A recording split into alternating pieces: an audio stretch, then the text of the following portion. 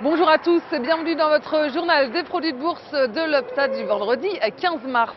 Le CAC 40 profite des bonnes nouvelles en provenance des États-Unis. La bourse de Paris termine sur une légère hausse de 0,93%, mais elle atteint ses plus hauts niveaux depuis l'été 2011. Et du côté des valeurs sur le CAC, on retrouve en tête plusieurs poids lourds de la cote, à savoir France Télécom plus 6,61%, suivi des Sciller et du groupe sidérurgique ArcelorMittal. Et l'Italie, toujours dans l'impasse politique, ne semble pas peser tant que cela sur le moral des investisseurs à la veille du sommet des dirigeants de l'Union européenne à Bruxelles. Et justement, plusieurs sujets brûlants devraient être abordés lors de ce sommet, à savoir la Grèce, la Chypre en faillite et toujours le cas italien. Et Wall Street poursuit sa marche en avant. L'indice vedette de la place new-yorkaise, le Dow Jones, boucle une nouvelle et 10e séance de hausse d'affilée. Les indices américains sont tirés vers le haut par les bons chiffres de l'emploi et les nouvelles inscriptions hebdomadaires au chômage ont baissé plus que prévu. Et c'est un nouveau recul, et ce pour la 3e semaine d'affilée. Et la tendance est aussi portée par notre indicateur positif avec l'accélération de la hausse des prix à la production sur le mois de février.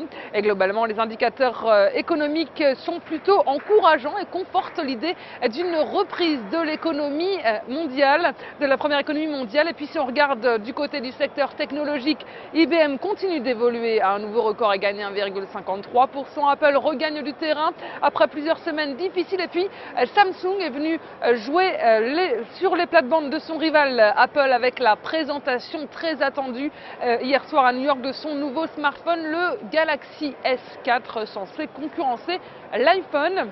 Et côté devise, l'euro est stable face au billet vert à plus d'1,30 $, $1 donc toujours en force grâce aux bons indicateurs américains. Et sur le fond des matières premières, le pétrole WTI est en légère hausse à 93 $. Les volumes sont en hausse sur le marché des produits de bourse avec 23,6 millions d'euros échangés dans une séance de légère hausse. Et concernant la répartition par type de produit, les certificats sont en hausse à 83% des échanges, les varants sont en repli à 17%. Et du côté des transactions, les certificats représentent 71% des échanges et les varants 29%. Et la répartition par sous-jacent nous indique que les indices sont en baisse avec 28% du marché. Les actions en revanche sont en forte hausse à 70%. Et si on regarde la répartition des transactions sur les varants, eh bien on voit que les indices sont à 23%, les échanges, les actions sont à 73%, le taux de change est à 3% et les matières premières sont à 1%. Et la valeur du jour, c'est aujourd'hui l'équipementier Alcatel-Lucent. Et graphiquement, le titre a cassé une ligne de tendance baissière qui contenait les cours depuis début février. Et par ailleurs, l'indicateur de tension RSI s'est extirpé d'un canal baissier et évolue désormais au-dessus de sa zone de neutralité. Une nouvelle phase de progression est ainsi privilégiée tant que le support à 1,09 € n'est pas enfoncé en direction de 1,34 € dans un premier temps.